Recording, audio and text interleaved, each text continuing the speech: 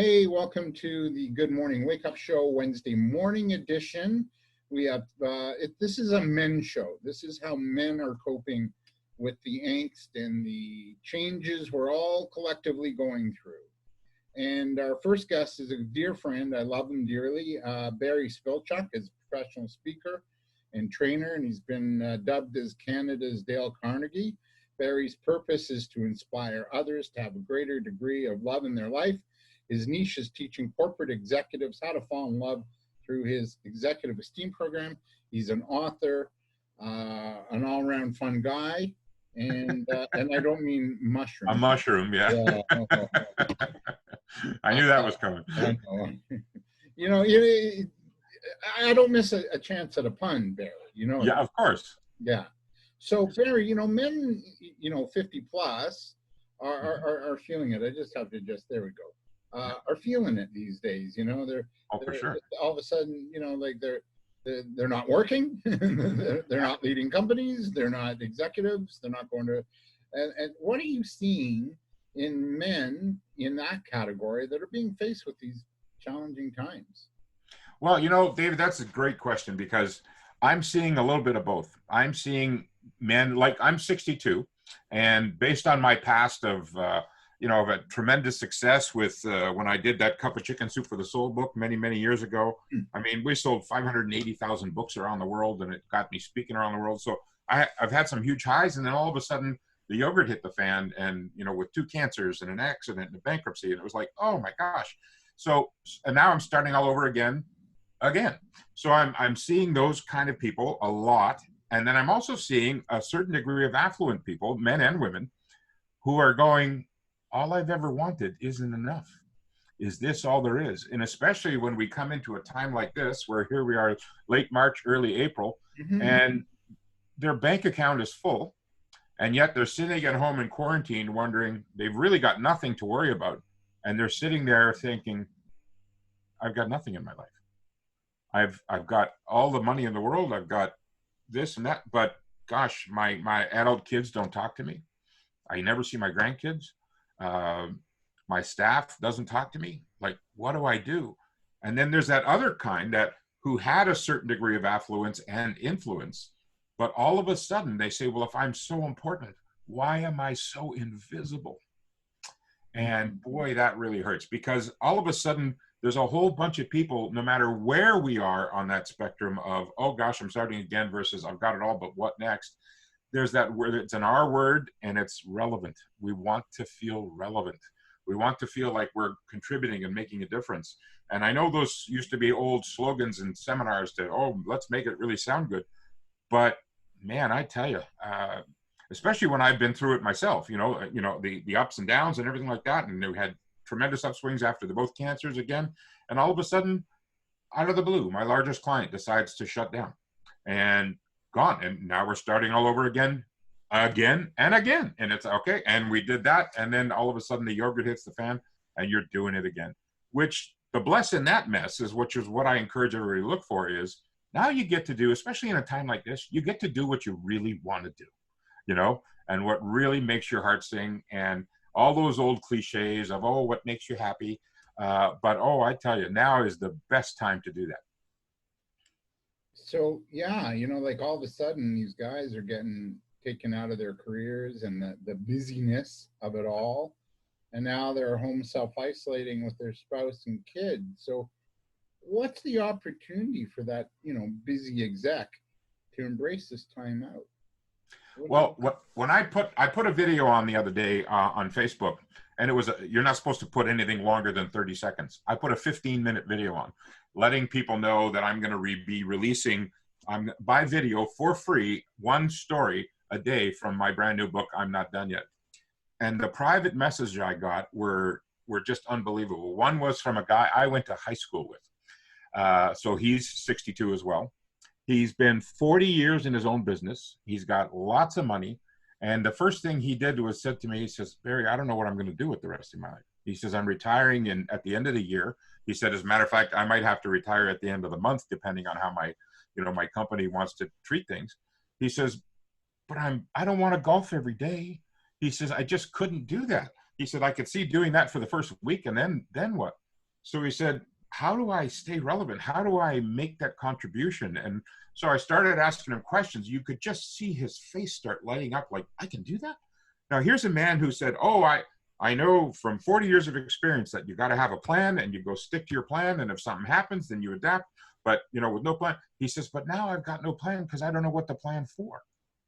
And just the questions that I asked him were able to just open up his eyes and open up his heart a little bit to say, oh, you mean I can do that? And again, for him, money wasn't the issue. And yet I was having coffee 2 weeks ago with somebody who said, I'm 60, I've lost my pension, what do I do?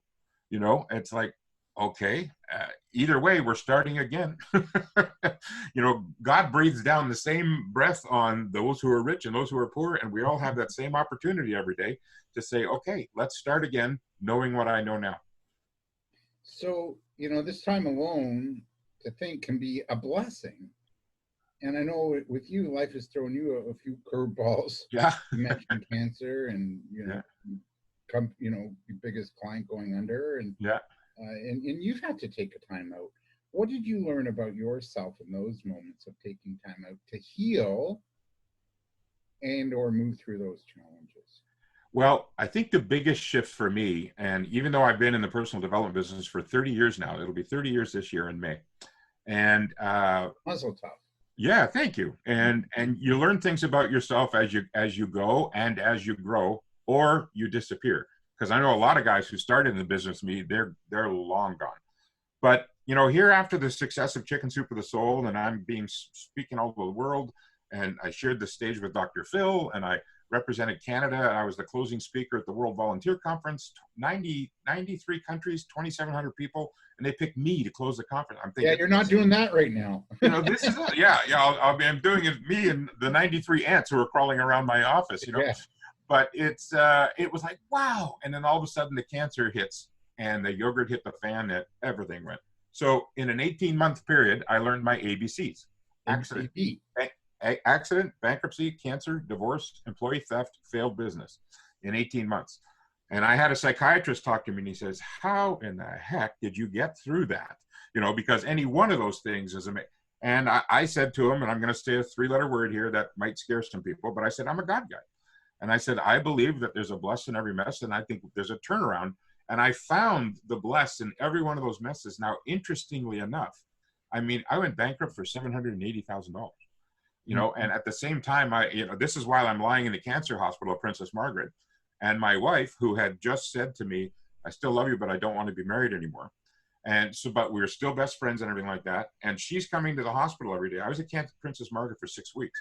She's coming to the hospital every day, going to my office, getting the papers so we can file bankruptcy while I'm laying in the hospital bed. You know, and all of this is happening at the same time. Now, finding the bless in every mess, and just, I mean, when you've been wiped out to that level, it's kind of cool, because it's like they said, stage 4 cancer, get your affairs in order. And my default mechanism is humor. And I looked at the doctor and I said, I haven't had any affairs. And the doctor went, oh, that's not funny. I went, yes, it is. So, and it was like, I tried to make the nurses laugh every day. Why? Because it took my mind off the problem. And I still remember one of the hugest things, and especially in a time like this, here we are in 2020, going through what the world is going through right now. And this story flashed into my mind, knowing that we would be talking today. Because here I am lying in my cancer bed. They're saying, get your affairs in order. And my mother and father are driving down from North Bay to see me in Toronto. And in the middle of the winter, I mean, that's February, and, you know, that's not easy driving, you know. And my mom is saying, we love you, please heal. And she's praying for me. And she kept saying, gosh, I wish you could join me in Fredericton, because here she was at the age of 72. She was going to be installed as the president or the grand poobah of the Elks Lodge of Canada, you know, but the ladies division, right? So she was going to be the big queen, you know, or grand high exalted mystic ruler, or supreme honored royal lady. And she kept saying, oh, I'm just so sad. I wish you could be there. And I'm saying, oh, I wish I could too, Mom, but, you know, I got to concentrate on this first. But that became, I didn't tell my mom, that became one of my reasons to get out of that hospital. And the doctors were amazing. The doctors were amazing, but the nurses saved my life. And it was ultimately God who said, okay, you're getting out of here. But I used that, and I said, okay, let's look in at what's going on here. And I asked the doctors, I said, can you please, because they would visit every day and they would tell me my white blood cell count and tell me where I was going. And I put a note and I said, could you please not mention the word cancer when you're talking to me from now on? I want to know, what does healing look like? So what I did was I created a picture of myself for what did healing look like. But at the same time, I was creating a picture of me hopping on an airplane. I didn't know how I was going to get there, but I was going to fly from Toronto to Fredericton to surprise my mother at her installation. Now, here I was 6 weeks in the hospital. I get out. We've got no money. But I remembered I had Air Canada freaking flyer miles. So I cashed in some freaking flyer miles. I didn't tell my mother I was going. I had to borrow my son's credit card just to get on so I could pay for the hotel when I got there. We snuck in, and one of the head honchos for the Elks Club saw me and said, oh, your mother's going to just slip. And I said, yeah, let's. And they made it a surprise. And as they installed her and she walked around the room, the honor guard split, and there I was standing on my walker. And my mother just went, oh my God, you're here. And the reason I tell that story is especially in this day and age, here we are in 2020 with this virus spreading throughout the world. It's easy to concentrate on the virus because it's 24/7 on every news channel, right? But let's focus for when the virus is over. I didn't know when the cancer was going to stop, and we don't know when this virus is going to stop. But let's focus in on that place 15 minutes after the virus is done. And we're allowed to go outside again. And we're allowed to go hug somebody again. We're allowed to go to a coffee shop with somebody again. And let's focus on that. And like David, I can see it as plain as day. I'm getting goosebumps that you and I are going to be meeting at the second cup when this is over. I don't want to say April 12th like Donald Trump did, right? Okay, but whether it's May 12th or June 12th or July 12th, it doesn't matter. You and I are going to be meeting for coffee again. And a hug. yeah, and a hug, yeah. And so I want all of the viewers right now to start focusing in on, yes, we've got all this stuff going on, but what's the end result? Hello? You're just stalling a bit. Oh, okay. I can hear you. Yeah, so in summary, where we focus in on where are we going to be when this is over? Yeah, good. Yeah. You know, I want to ask you, for older men who are going through this, how can they maybe take this time to heal their relationships with their significant others or their kids? What are 3 ways to have that deeper connection going? Well, the first way that I know of is that you've got to have that level of intimacy, and that word's broken down to into me I see. And until you have a relationship with yourself that is healed and whole, it's impossible to have it with your wife, your former spouse, your children. It's impossible, because if not, you're going to be taking that same old baggage in, saying, I'm sorry again for the 50th time. And they're going to go in and go, okay, well, Dad's saying he's sorry again. I think it was Emerson who said, of what use is it to make heroic vows of amendment if the same old lawbreaker is going to keep carrying out the task? So until we look inside of ourselves and say, you know what, I screwed that up.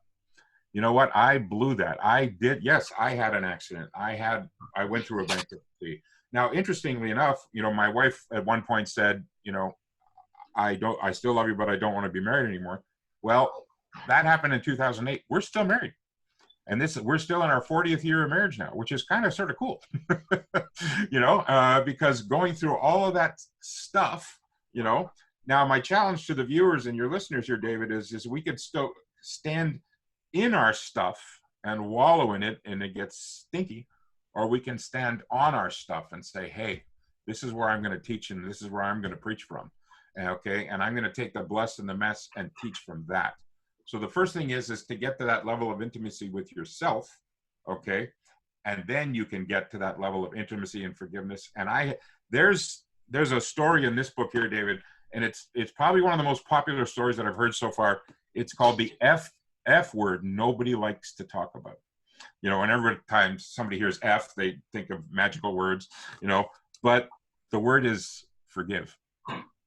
And you hear a lot of lecturers and seminar leaders talk about forgiveness. Oh, it's you got to forgive, you got to forgive, you got to forgive. And yes, it's important. You have to forgive. But the first person you have to forgive is yourself. And the easiest way to do that is to acknowledge those places where, oh, I don't want to forgive them because it's condoning it. No. I need to be forgiven for what I did. You know, I need to be forgiven for maybe not being as great as a dad as I could have been. I mean, every dad feels that. Or maybe I could have been a better husband, or maybe I could have been a better business partner, whatever. But what happens is we've got to learn how to forgive ourselves, because until we do, we're not going to be able to forgive anybody else either. We're going to hold on to it as a resentment. And I love the word resentment. It's resentment. So, yeah, every time I think of that person who ripped me off, I feel resentment. That means I'm resending it back to myself. And I think the third thing you talked about, and I didn't know you were going to ask this question, but I'm sure glad you did. There's an element to all of us, and I won't say all of us because I don't know that for sure, but there's a really good chance that most of us have over the years we felt shame over something. Yeah, and I was going to ask you about that. And yeah, how to deal with that shame and guilt that's inside us, because now is a really good time to look at it and heal it. Yeah, and to me, when I hear the word shame, I like to play with words and, you know, make acrostics and stuff. When I hear the word shame, immediately I think of secretly hiding a monstrous experience. Mm-hmm. Secretly hiding a monstrous experience. And many of your listeners, David, have heard of Brene Brown. She's just an amazing woman. Yeah, dare to be. And I was listening to one of her lectures one day, and she said, you know, if you're a perfectionist, if perfection is in the driver's seat, I'm betting that shame is riding shotgun. And I went, whoa, because I had this huge perfection complex, and I wondered why. And then, without getting too intimate, but I mean, everybody who's watching this is a big up grown-up boy, grown-up girl. And it's probably the most touching and poignant story in this book. And the story is entitled Touched by an Angel, Not Quite. And it's the story of when I was 8 years old and my babysitter decided that she wanted to introduce me into being a man. And when she started teaching me what to do and what not to do, and let me be right up straight, there was no sex involved, but she was teaching me how to wash her body parts and she was going to wash mine. Okay. And when she said, okay, I want you to wash my chestage area. How's that for an official word? You know? And I started doing it, and I'm 8. Okay. And she's a teenager. Like hockey cards and, you know. Yeah. Hockey cards, but not brassieres, you know? And here we are in the bathtub, and she's saying, okay, rub here. And as I started rubbing, she goes, no, not like that. Do it this way. Whoa. And a wall of shame just came right down over top of me. And I mean, sometimes if I'm in my intimate workshops, I'll use this next line to sort of break the tension. I'll say, wow, 8 years old. It's the first time I sexually disappointed a woman, you know, ha, ha, ha. You know, but that's funny, but it's not, because it's like, what did that do to me? Well, what that did to me was I didn't want to date all through high school because I was afraid, well, what if we have to go to that step? And then what if I don't know what to do? And I don't want to get yelled at again, you know? And it was like, holy cow. And then I transferred that into my business. And every time I went to go to launch, and I thought, oh, this is going to be awesome. And like when Jack asked me to do this book, A Cup of Chicken Soup for the Soul, he gave me a deadline, and we got close to the deadline and it wasn't done. And one of the reasons, he said, how come you're not doing this yet? He said, get down here. He says, you got 60 days and bring a manuscript down. And when I handed it to him, he went, buddy, we're in trouble. This isn't very good. And I went, whoa, I love you, buddy. I love you. He goes, yeah, hey. He says, let me get one thing straight. He says, I love you too, but business is business and friends are friends. And the manuscript that you've given me is not very good. So you either stay back here and get it on track again, or we're going to revisit this and maybe kill it altogether. 2 months later, this was done. Okay. But why? I was afraid. I was ashamed that if I hand this in, I'm going to hear that again. No, not that way. Do it this way. And it was the same for every sales call I made. And every time I wanted to launch a new business or a new product, I hear this voice come in. No, not that way. Do it this way. And that way of shame just came flooding down on top of me. So I know, I mean, I didn't realize it at the time, but that was like 50 some years ago. I could have started the He Too movement, because, and again, what happened to me was minor compared to what happens to a lot of men and women, but it was still major for me as an 8-year-old. And so how do we get over that? And then how do we find the bless in that mess? Mm-hmm. Now, to carry that story out just a little bit extra, that lady who was a family friend, she was a teenager, a well-developed teenager. She has gone on to have a double doctorate in psychosexual behavior. Oh my God. She has counseled hundreds, if not thousands of people one-on-one. And now some people might say I'm in denial by looking for the bless in the mess. But the truth is, if I want to just sit there, that evil woman, she changed my life. Or I can say, you know what? Now that I'm 62, I was 58 when I figured that out. I can now teach that to other people. Because David, as you know, you do one-on-one sessions with people too. Mm-hmm. It is amazing how many people will come up and say, can I talk to you something secret? Mm-hmm. And it's something like this. And you've got to help them through that. Okay. And the only way out is through. I mean, you can't go back. And people often say, sometimes when we're coaching them, say, well, why did you take me back to that place where it hurt so much? Because that's where you got stuck. And the antidote to stuck is movement. You've got to do something. If not, if you just imagine a stick stuck in the mud that's been there forever, the only way you're going to get that stick out of there is move it a little.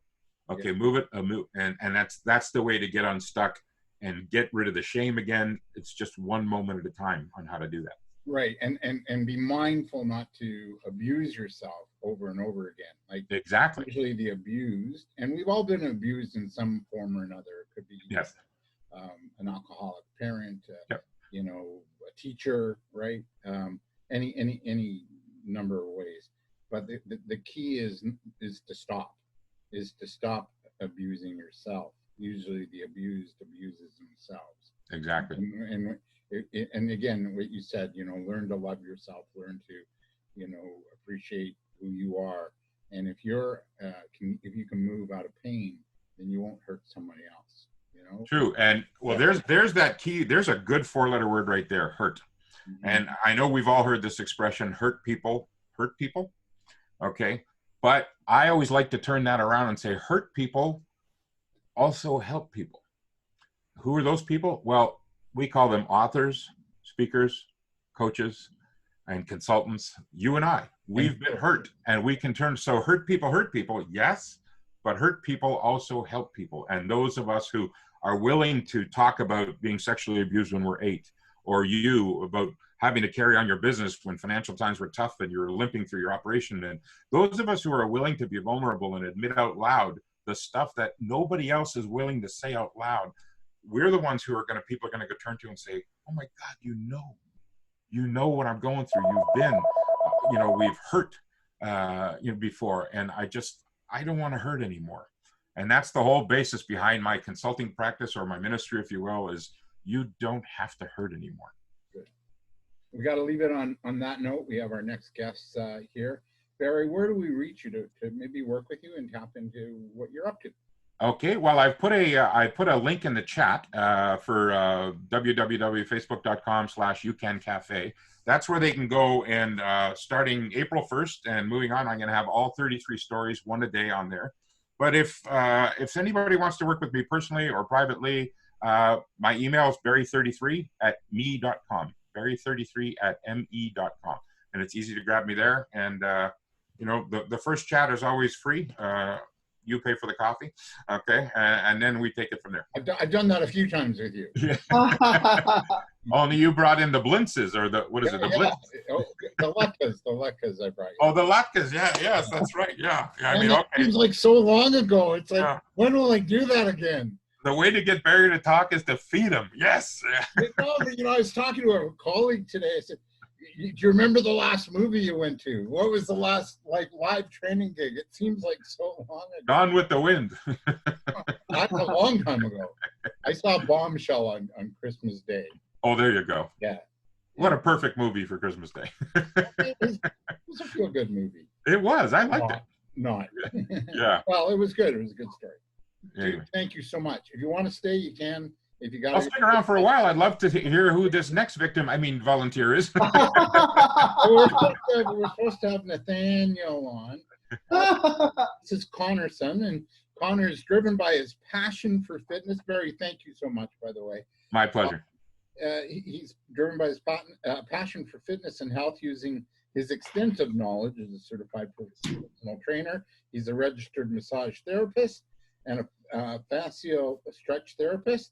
He's created Super Muscle Therapy TM, a unique and effective massage therapy treatment that you won't find anywhere else. He's also living and breathing personal fitness, combines his understanding of body mechanics and strength training with a positive motivational outlook in registered massage therapy practice. He uses a variety of techniques to formulate the most effective treatment, specializing in deep tissue, active release techniques, sports massage, structural integration, and fascial stretch therapy.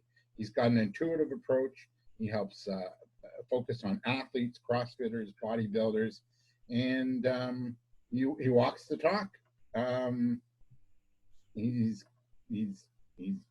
Well, we'll hear his story now. Connor, welcome to you today. We're going to go with you ahead of Nathaniel, who's just walking in.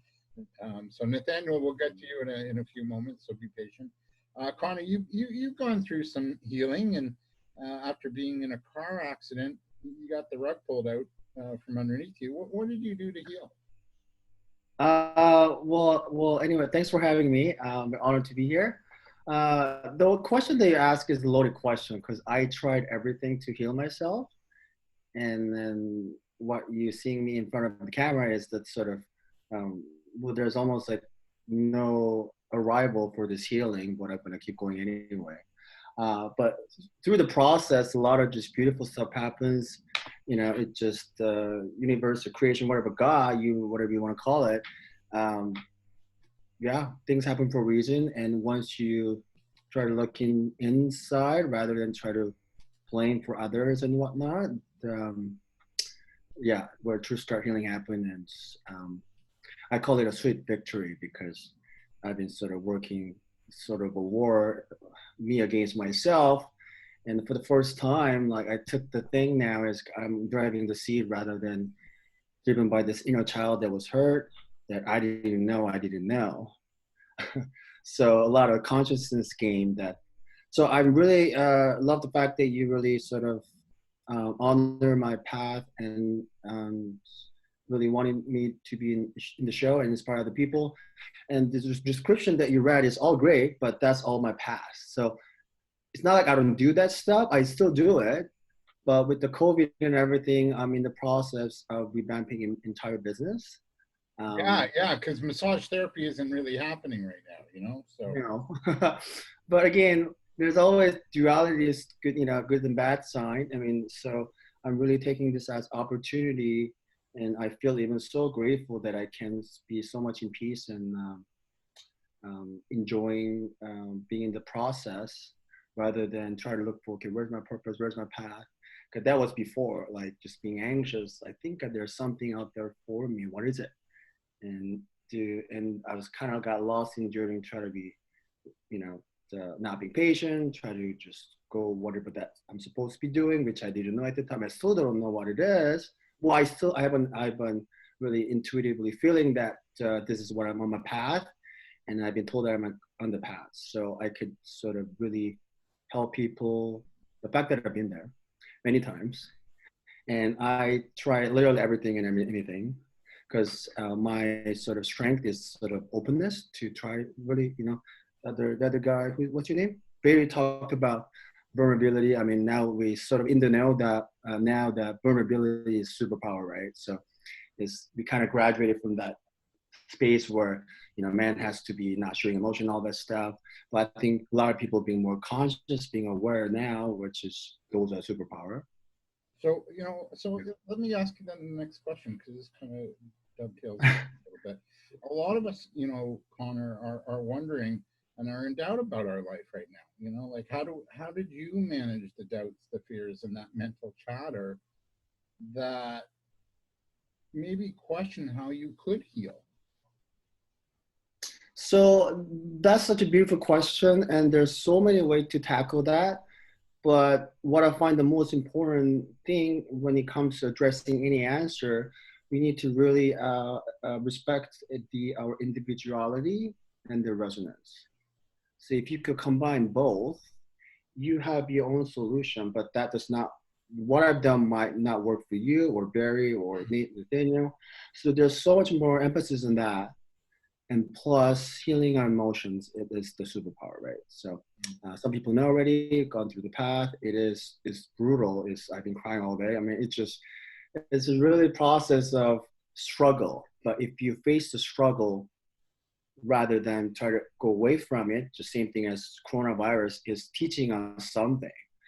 But if you not try to face it, avoid it, try to just blame on external sources, I'm sorry, you're gonna lose the game, the life, which is the fittest of survival. So You just it's said the attitude. Yeah. you also said a really important thing here. You talked about men being triggered by what's happening with the coronavirus, and you're living proof that it's okay for men, and it's probably needed more now for men to feel, and Barry said it too, and to reconnect with their heart, and that it's okay to cry. Talk to us a little bit about Yeah. So I just turned 35. My birthday was yesterday. yesterday. So, Happy birthday. yeah. Thank you. Sent And then on Facebook. So yeah. Oh my God, I had the best day of my life. So I good. still kind of feeling how. See, you can have a good day and not go out. Exactly. There's always something to be grateful for. Like seriously. But the bottom line is, I did not know because I tried to do meditation. I tried to do all the good stuff that I was informed to. But if I can rewind my life, last year, October, I got hit by a car. I broke up with my ex. And that was both a huge catalyst for me to be here where I am now. Because sort of I hit rock bottom, just like everyone goes through their life in their shit. So that's the universe teaching us, okay, you're going to look at this right now or you're going to avoid it. Are you going to look at this again? You're going to avoid it. So at the time, okay, I've been avoiding entire life. But at the time, okay, I need to fucking face this. Sorry.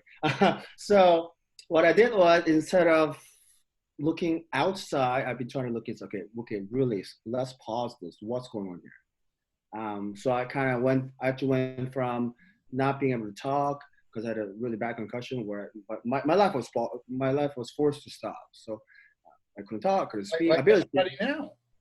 Like everybody now. Our life is. Yeah, exactly. Yeah. So emotions are huge again. And again, child trauma, I mean, the childhood trauma is everything.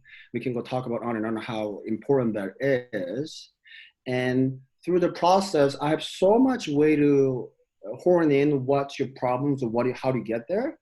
But I find this amazing modality called human design. Mm-hmm. So with this particular modality, I'm working on the program of sort of love you design. So we have our own design, meaning the human design reveals your information of you truly who you are.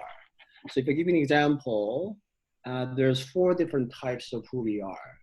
And the human design is a study or modality of combination of pretty much everything out there. So astrology, Eastern, Western both, and Chinese I Ching hexagram, and a lot of acupuncture stuff, meridian, you name it, it's all combined.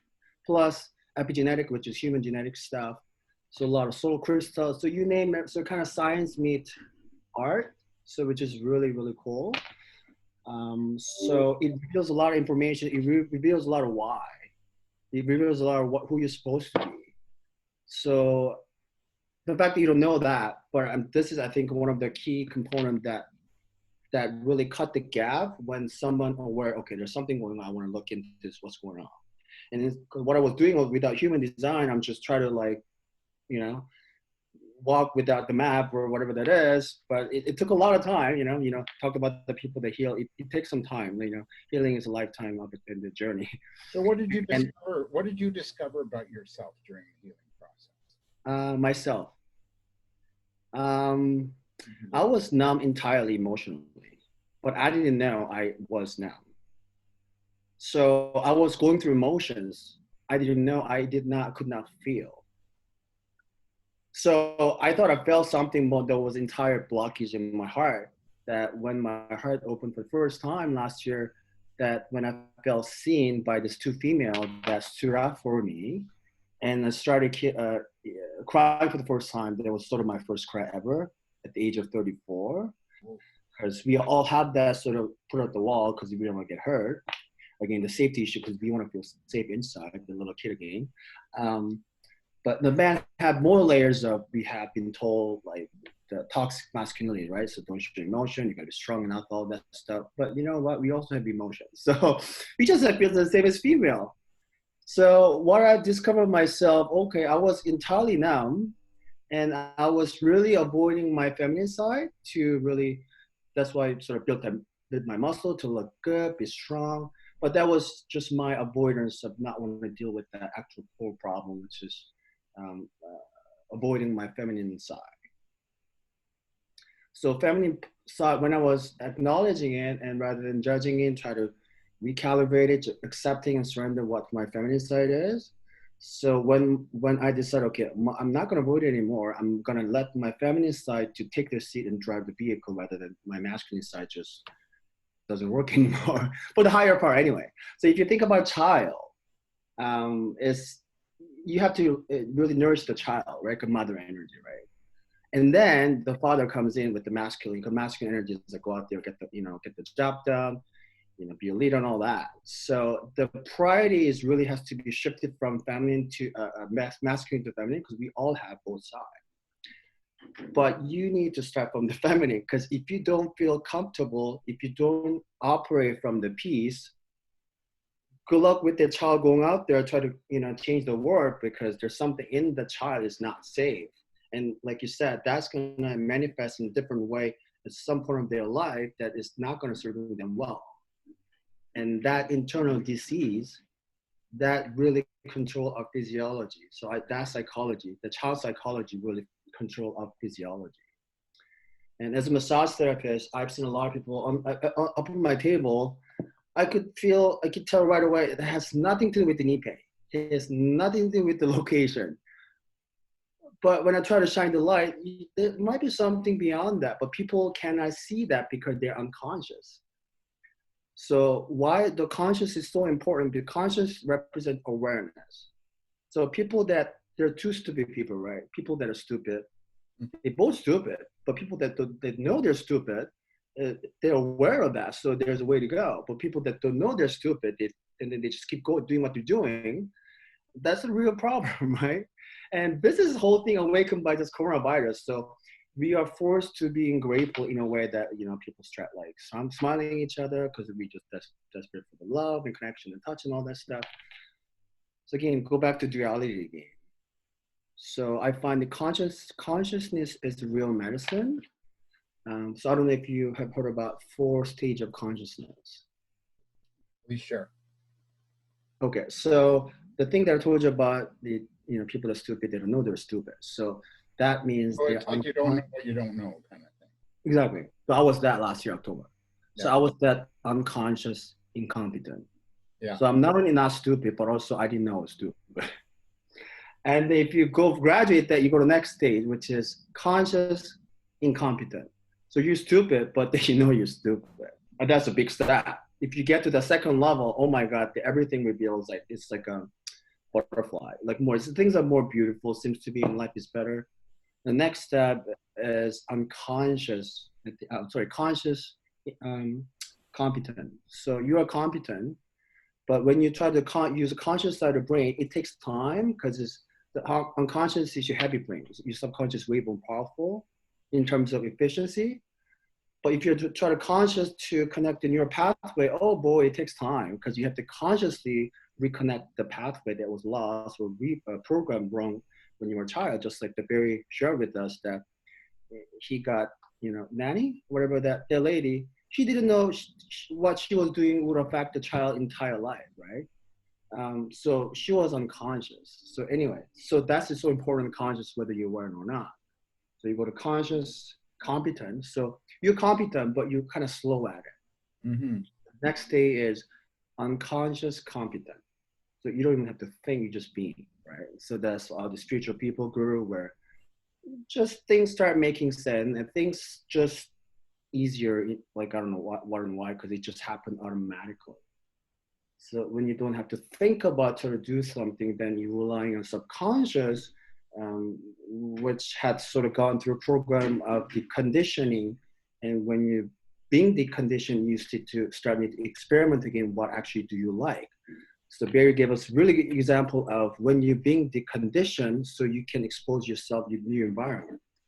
Because you can judge yourself, do I really like this or not?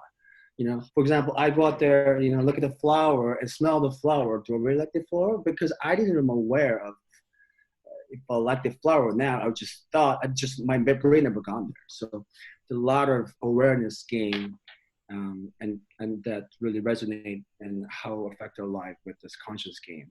So the next 4 stages, unconscious competence. So wherever your stage is at,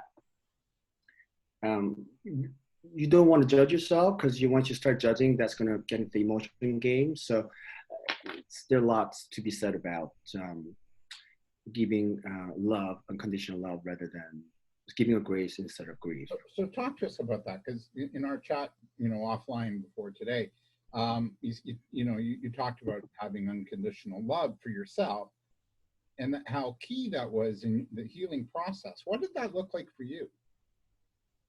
It's a bunch of struggle. You know, you know, it's like this, right? And that day. Sorry? Nathaniel's laughing. He's probably he'll try again.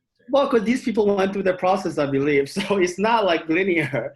It's like you fucking knock down and get up again, and just, you know, you have your own version of struggle. And if you look at the human design, that's what I love about this human design thing. Because if I give you an example, how you can heal faster than you would think by looking at human design is, in my gen, I have a channel of struggle, which is there's number 28 and 38 gate in my body. So what the channel of struggle means, I'm supposed to be struggle. Okay, my imprint genetic expression says I'm supposed to be struggling. So before that, I'm beating myself up, why this is happening to me, why people not liking me, all the this and that. When I got into this human design, oh my God, actually I have the component in me, imprinted in my genetics. So no wonder I'm supposed to be struggling. So I'm 34, it says another 7 years of struggle is gonna happen. It just started. So you can look at a completely different way of thinking how you look at yourself, because something you can just overcome that. That's who you are. So had I discovered human design a while ago, I would have not beat myself up because why this is happening, rather than just keep giving myself love and try to be patient with it, rather than be mad about it and then just try to think through what's going on. And that's another huge thing that I want to bring about the healing is you need to really seriously let your mind go. You have to rely on our body, because body has own operating system. Body has organ have own consciousness, and that's actually body consciousness higher than our brain. So the fact that we have to decondition our brain before they work together, again, I really encourage people to radically rely on body, which representation of the now, presence, moment. Mm-hmm. So our monkey mind try to assess, analyze, and all that. I mean, good luck with the mind doing that, because mind's never going to be able to figure that out. Because mind needs to unmind first, because it was programmed, remember? Mm-hmm. So the mind that makes the decision-making system is completely wrong. You have to be completely reprogrammed. So until you go through the process, you don't want to rely on your mind, because that's going to screw up your entire life. Mm. Really, you're not going to get out of. You're not going to be able to break free. Mm. So that's the thing. We've never been taught in society or college or wherever, right? So this is what I'm so passionate about. You don't know why. You don't know why, because you're programmed that way. So what do you want to do? Rely on your body, not your mind. So people think about how mindfulness and all this stuff. Mindfulness is great if your mind is open, but I wasn't open. So until you crack your subconscious mind, good luck with that. Try to crack, what your mind. It's not going to happen, because you're going to have a limited version of your best version of yourself. The key is a limited version of best version of yourself, because you haven't cracked the subconscious yet. So we have to start with the body, like Barry talked about movement, all that stuff. Anything with the body, loving your body, that's why massage is great. Only science has figured out this much of how relaxing the body, but there's a lot more to that. And as I've been sort of healing myself as I heal my body, my brain's able to, they can think through clearly rather than pull all by different decision-making system done by my previous sort of screwed up version of my brain. Didn't know what he was doing, but he tried to control entire my life, right? Wow. And that's why I'm thinking about this is great, like sweet victory. Like I took the throne now, so you know, I'm the driving captain, not you. All right, I'm just going to kind of wrap up our chat. So you're going to be doing more work on this human design process, I guess. Right? Yeah, it's human design. There are a lot of, if you Google, there's a lot of human design people out there doing a lot of amazing work. Yeah, I'll just share one now. I'll share my screen. Yeah, go ahead, speak to it. Yeah. One. It's just that this knowledge needs to be out there faster because this is going to help a lot of people. What I'm working on is this, really try to close the gap and how can I effectively, more efficiently get these messages out there.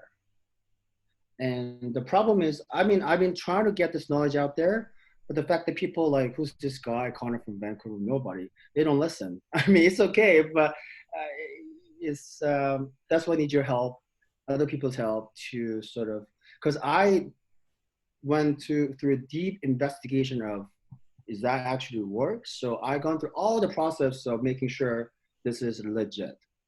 So you don't have to do that work or investigation. I know it's hard to believe, but it's up to you. So that's that. Beautiful. Here's one site, so people want to look on it. Yeah, what I recommend, that one, also geneticmatrix.com. Okay. He's amazing. So there's a lot of reader that reading people's design. Yeah. Geneticmatrix.com. He's the best. He's pretty much saved my life. Matrix. Wow. He's from UK. So by submitting foundational reading, which costs less than $150, he'll give you audio of 3-4 hours of who you are. By typing in your birthday and your birth time. Wow. So I'm not sure he'll be, yeah. Okay. I'm not sure he's going to be ecstatic about me introducing him because he's already have thousands of clients that loving his work. But anyway, yeah. Well, I think we're just tapping into some really new technology moving forward. I think people are going to be open to change. There's your site, supermuscle, right? .ca. Thank you. Yeah. And also have Instagram. Business is kind of on hold because people can't come for massage therapy right now, right? So, I know, but you know, yeah. I'm still lucky that a lot of worse people than me or other, right? So yeah, true. I'm just grateful. Thank you so much for this, Connor. We reach you at supermuscle.ca, right? Yeah, or Supermuscle Therapy. The Instagram is also good reader. All right. And I'm going to go to our third and final guest on this men's edition of the Good Morning Wake Up Show. Connor, feel free to stay with us, and we'll go to about the top of the hour or just before. Our next guest is the wonderful Nathaniel Brown from North or South Carolina? North Carolina. North Carolina.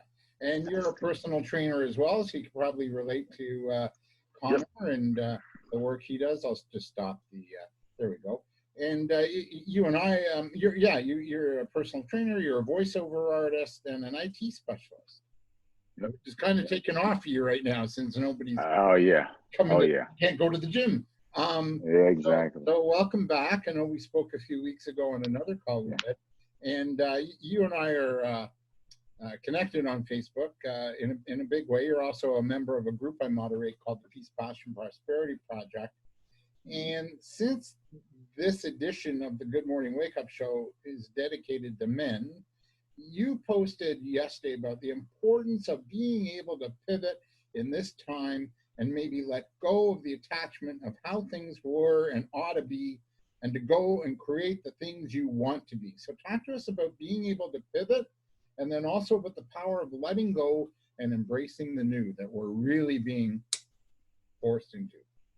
Absolutely. So I'll start with the power of letting go. I learned a lesson in surrender that pretty much changed my outlook on life. So it started about maybe 10 years ago. I was working as sort of an hands-on IT guy at a computer or at a printer restoration shop. So we were fixing printers and fixing the cartridges and stuff like that, and rechipping them so they can be reinserted back into the field. So it was more like a remanufacturing of all the printer cartridges, and we were refilling them. And there was a situation that had happened. It was involving a Black gentleman and a Caucasian American, a white gentleman. And the argument kind of like went back and forth. The white gentleman, I forgot his name, but he accused the other guy of taking something that he didn't pay for. We had all pitched in money for lunch, and he accused this guy of taking more than he put his money in. And the guy insisted, I only took what I paid for. This is proof of it, blah, blah, blah. Well, for whatever reason, this white guy, he decided to escalate this into a racial sort of like put down. So he said, well, you know, this kind of thing kind of happens in most cases where somebody tries to get that one up, to get a rise, try to get a reaction. And he said, well, what if I called you a nigger? And the brother was like, well, you know, he was kind of looking at him like, where'd that come from? It just came out of the blue. Like, this was just innately in this guy. Wherever environment he grew up in, he thought that it was okay to use this as a way of responding to man instead of dealing with the conflict in a different way. He decided to use, you know, condescension and things of that nature to try to, you know, one up the guy. He said, yeah, the Black gentleman was like, it doesn't really bother me. So he tried to escalate it. So he said, well, what if I called you, and I don't use this kind of language, what if I called you a bitch ass nigga? Now, normally, my people, all right, that's fighting words. We ready to start throwing the hands, right? This guy, I learned so much from this moment. He looked at him, he said, you know what? Back in the 60s and 70s, I would have jumped all over you for that. He said, but me today, it don't even faze me. What? No jump off, no fight. And like, you can see the disempowerment that he handed this guy by standing in his own power and surrendering, because surrender isn't resistance.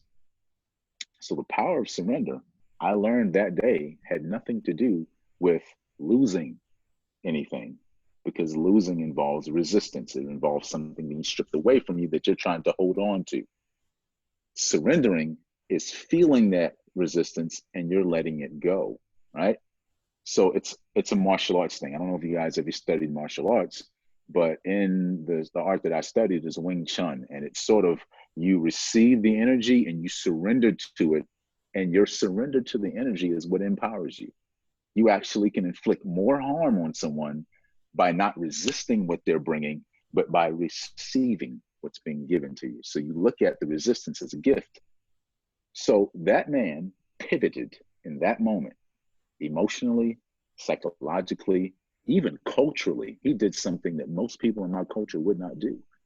He stood in his own skin and knew exactly who he was, enough to know that whatever was coming at him, he didn't have to respond. And it didn't even deserve his response on any other level except for the way he gave it. So this sort of set the parameter for my mindset going forward. This is now fast forward, I'm almost 40 years old. And I take this into certain environments that I'm in, hostile environments. I'm like, you know what? I've heard it all. Like, I've been called everything you can think of. I've heard it all. All right. Okay, that's awesome. Thank you. I appreciate you acknowledging that. I appreciate that acknowledgement. You know, it's more like it's like I'm so reborn at this point. Like, it's like I've sort of matured out of the need to give resistance back. And I'd rather love you, because that's where my power is. My power is in being able to tap into that, like this gentleman, like Connor was talking about, that feminine energy that they call feminine energy. We tap into that, because what's funny is automatically, females gravitate towards me because I share that energy. It's not necessarily something that's inappropriate or sexual. It's because it's recognizable. It's something that they can relate to that makes them want to pour out. And that's that surrendering factor. But for a long time, because like Connor was talking about, childhood traumas, all those things, they create these blockades, and you keep building the bricks putting the bricks in place to build the wall up so people don't see the real you. And for a long time, I wasn't operating in the real me. I couldn't pivot, and nobody even knew I was pivoted because I was behind the wall the whole time, right? So once the wall came down and I'm exposed now. So now people can see if I pivot, I can get the whistle blown on me if one foot moves when it's not supposed to. You know, that's vulnerability, where you're willing to pivot, even if it's going to cost you the game, right?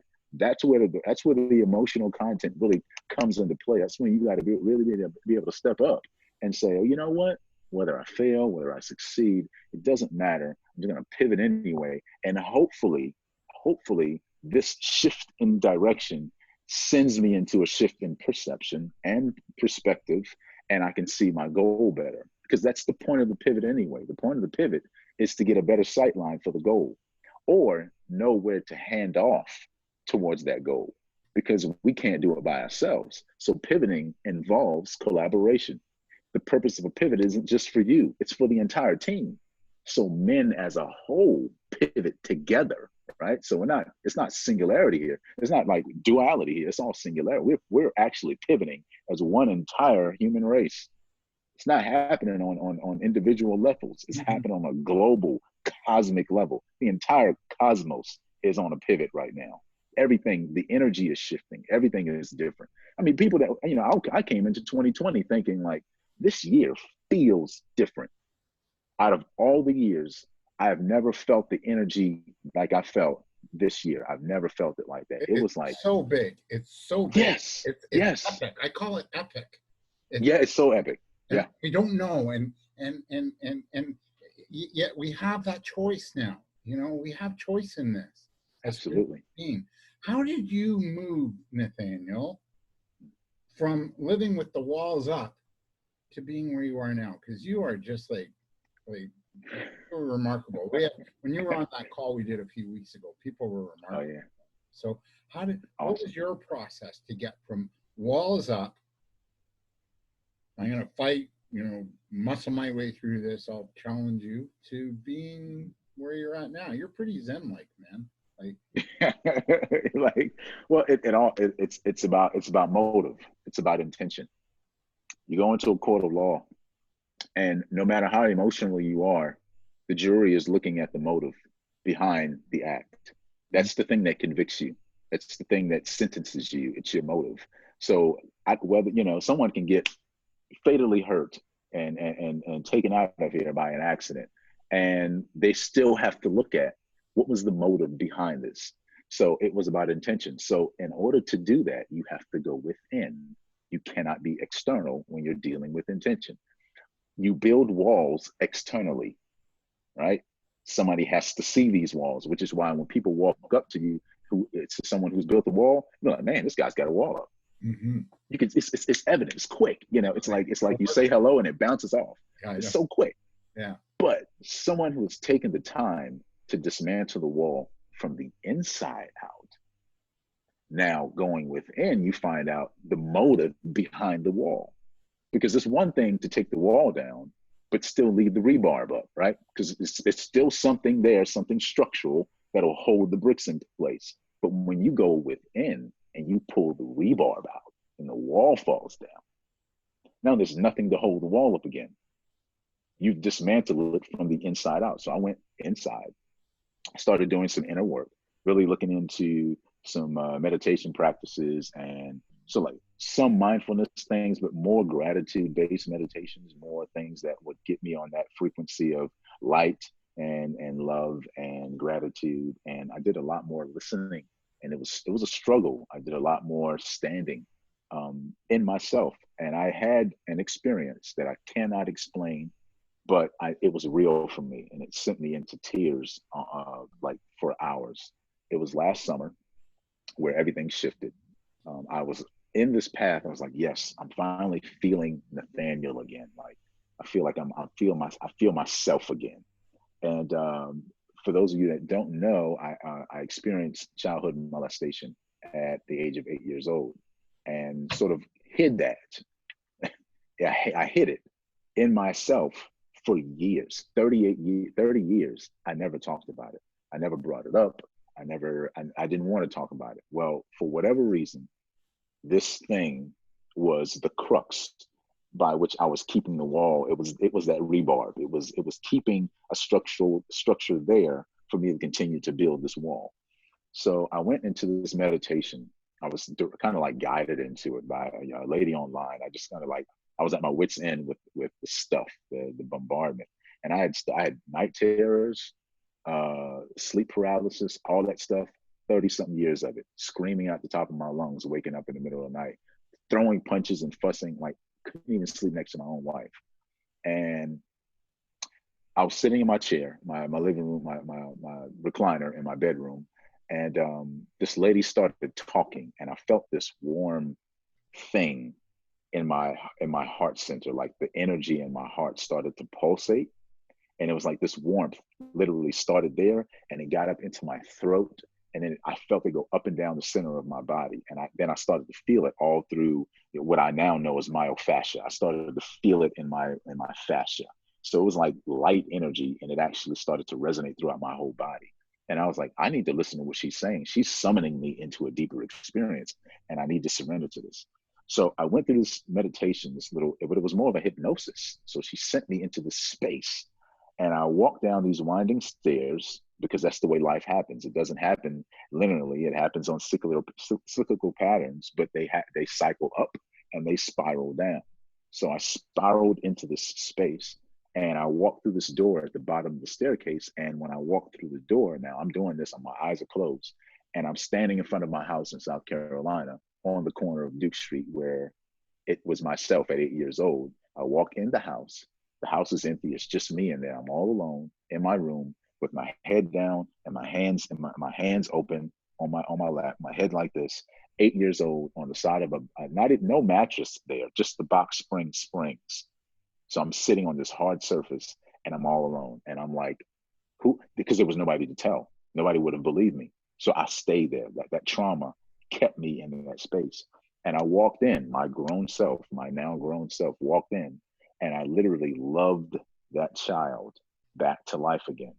And at the process of doing that, me as a child began to lift my head up. I started to see again. I stopped crying, and I grabbed myself by the hand.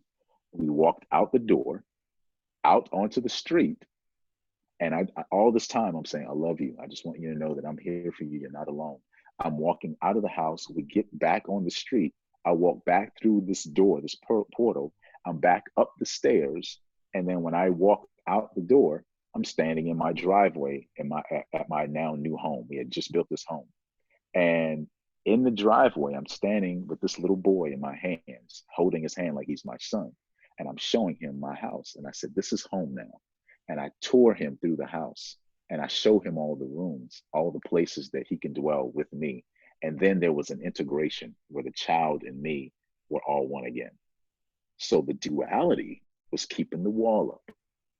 The integration of the child and the man brings the emotional content back into play, because children are extremely comfortable being emotional. If something doesn't set right, tears start to flow, and they don't have to ask if it's okay. If something is funny, they laugh without even asking whether it's appropriate or not. They play and jump off the couches, whether or not appropriateness isn't the case anymore. Now it's about being integrated. Now it's about being one being, one full human being. And children have a way of embracing the human experience without reservation that we adults have lost, because we set the child aside. But when that integration happened, that's when play came back into the picture. That's when discovery came back into the picture. That's when it was like, oh man, I really like this Nathaniel. It's who I've been the entire time. I just never gave it space to occupy fully. So that's where this is what you're getting now. You're getting what the child has always wanted to express. But I never gave myself permission to do so. Not that I needed permission, but because the authority was already there. Yeah, but the permission comes in the planting. When you are willing to plant the seed, the authority has place to bloom. The authority of a seed is the blueprint of the seed. The permission is in the planting. That's it. It doesn't need to ask you to plant. It just needs a reason to be in the ground. And the authority of the seed starts to sprout. It brings forth fruit. It's now something that everyone else can participate in, because now you're creating a new environment. I hope that helps answer your question. Yeah, totally. Now, any comments from Connor or Barry? Any comments? That was amazing. I went through a very similar process with my healing last year with that foot and weight loss and everything. I had to tap into my inner child. And absolutely, the guy, the 10-year-old that lost his dad, right? And yep. and I practice, and Connor used to talk about it too, practicing self-love. My last question, I guess, just for the sake of time, because we've gone a little bit over the hour. The last question to you, Nathaniel, is there's guys that are, have that bravado, like, hey, we're tough, I got it together, I got to be, cool and have the bling bling and the fancy car and all right. Right. That stuff doesn't matter right now. What matters is just being home alone or self-isolating with your family, or what's on Netflix. All kidding aside, what would your advice be to those guys, that sort of the 20 to 30 something, what would you say to them, about losing that and connecting to really? My advice to gentlemen who hold that false mask of masculinity, right? Because it's a program. It's not innate. It's programmed into. So they were told that this is what manhood is, or they were advertised. Right. So like we have now been forced into a new media. All media is basically it's a petri dish. It's exactly what they do in genetic studies. They put gene cells into a petri dish and they introduce what's called media. So it's just what your blood is, basically. It's media for cells.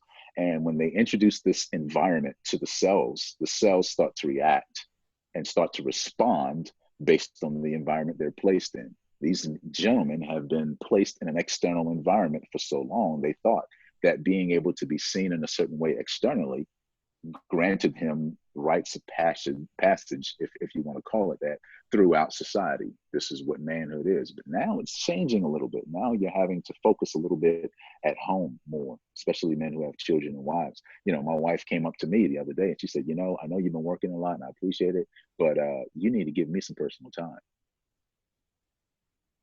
I mean, I'm working. What do you want me to, isn't that what you want? Don't you want me working? No. So I don't care about none of that. But if you're not giving me time, then I'm not happy. And I'm like, whoa, what a strike to most egos. And at first, I didn't know how to respond. So I stayed quiet for almost 2 days. I didn't say a word. But I had to take in consideration that I was neglecting something that she was asking for. And I had to be willing to let down that guard that I'm doing my thing, right? I had to be willing to drop that nonsense and connect. I have right behind me, I have on a whiteboard 4 C's of influence. The first one is connect through service. The second one is contribute. The third one is collaborate. The fourth one is collect. First you serve and then you collect the reward. And me serving her in that moment, she rewarded me with personal time. The time we would share as husband and wife. But that whole process works, but you got to connect. That whole, I'm this guy, this, that, and the other, that external thing, it's disconnection. It's actually the wall. It's the wall that's the mask of this is what society is looking for when it actually isn't. It's the medium that you've been given attention to. You reproduce what you give attention to. And that's the way viruses actually happen. The media is just as much as a virus as COVID-19. Oh, yeah. It's just looked at in a different way. Yeah. Wow, man. My regard, I met you.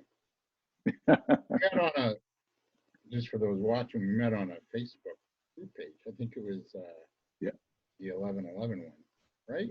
Yeah, I think so. Yeah. And you posted something like, I like this guy, I got to connect with him. And I felt a connection right away. And then we connected, 2 months ago, really? Yeah. And Connor, same thing. Connor and I were on a call with a mutual friend last week. It was a celebration of her company. And I like his story. I got him connected. Barry and I go way back. Yeah.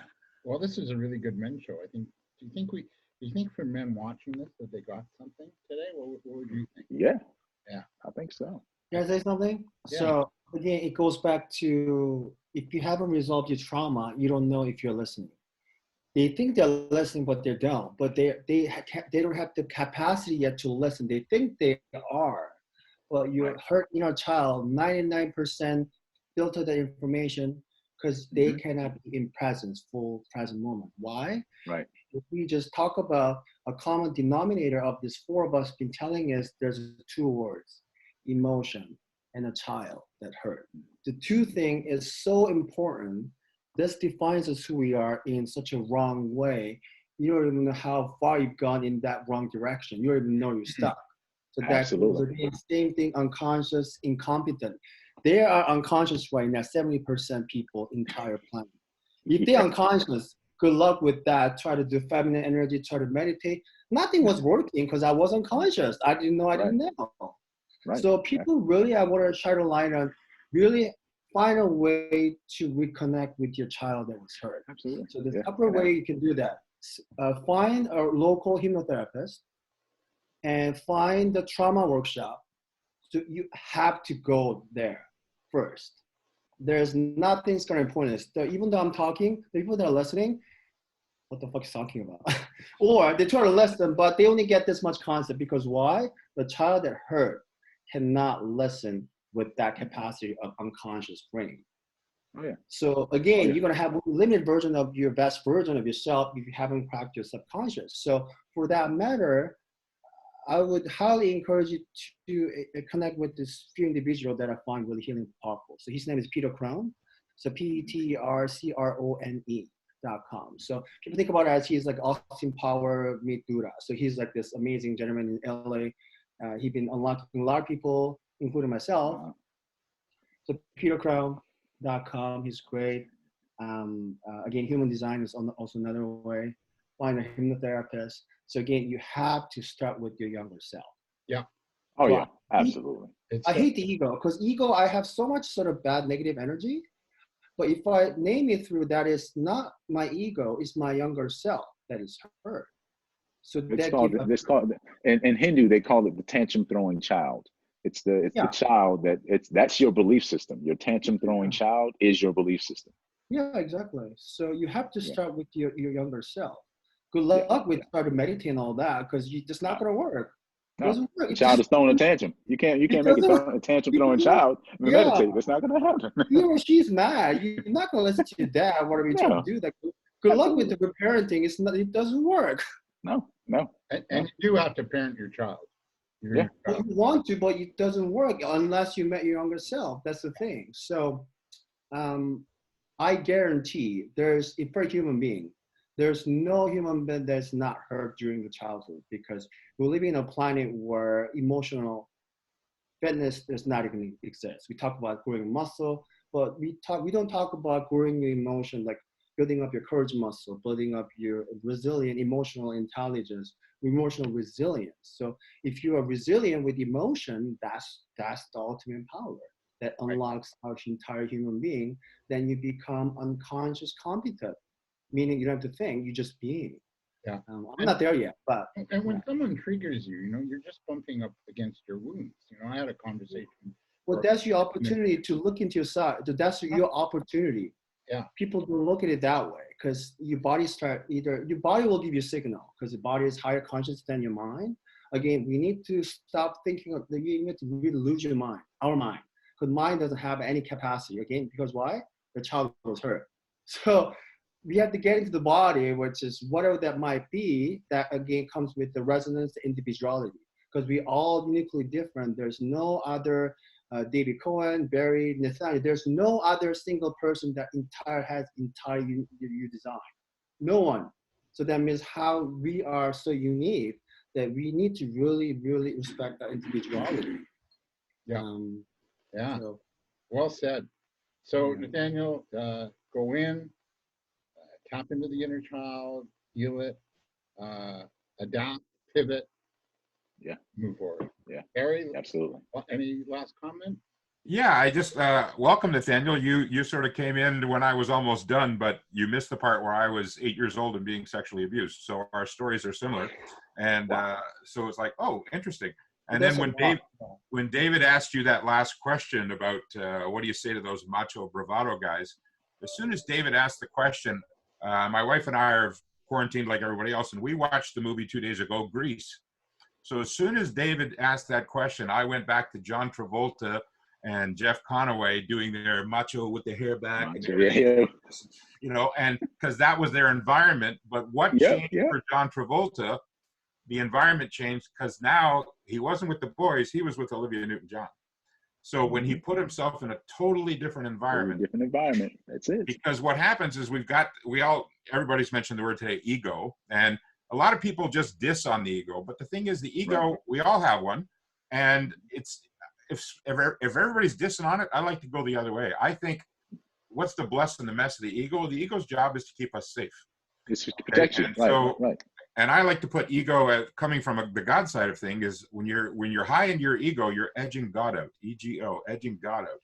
And so when I feel like I'm being that John Travolta and like, hey, look at me, I'm all that in a bag of chips, right? It's like, I think I've left God out. And it's time for me to tap into that God side of my personality, or higher self, as some people say. I'm a Jesus guy, so Jesus, whatever people want to use. It's like, okay, how do we go back there? How do we surrender? My formula for going through all of that accident, bankruptcy, cancer, divorce, employee theft was salad. And I just finished presenting to 200 state police officers, and the S was surrender. And the A was acknowledge my role in it. The L was line up all the things like accident, bankruptcy, cancer, divorce. Yep. Which one's most important? Because if I'm surrounded by all of them, I'm scared and I can't move. But I say, okay, cancer, that's the most important one right now. Then the bankruptcy, then the marriage, right? And then the A, when I brought out the second A in salad, there's 200 police officers and they've all got guns. And I'm sitting there thinking, if I say this, they might use these guns and use each other as witnesses, and being this size, I'm an easy target, But when I said the second A, ask for help. Yeah. Well, they're big, burly police officers with a badge and egos, and I was like, and in the old days, and I'll even say as early 2020, asking for help was a sign of weakness. Yep. You know what? A real man asks for help. It's a sign of strength to say, hey, I'm stuck. And then the D, we got to wrap up. What was the D is do something, anything. Because most people wait for 12 white doves to fly over their house in a sign of a cross, or they wait for Mercury to be rising in Venus. Do something and you'll immediately know if you're on the right track and you can shift. Take an action. That's perfect. I love it. And in spite of fear. Exactly. Absolutely. Do it afraid, man. Do it afraid. Oh, Connor, thank you so much. Barry, blessings to you. Nathaniel, I hope this reaches, I hope this reaches a ton of men and helps them heal through this. Thank you all for this. We love you, dude. Yeah, love you too. I got you.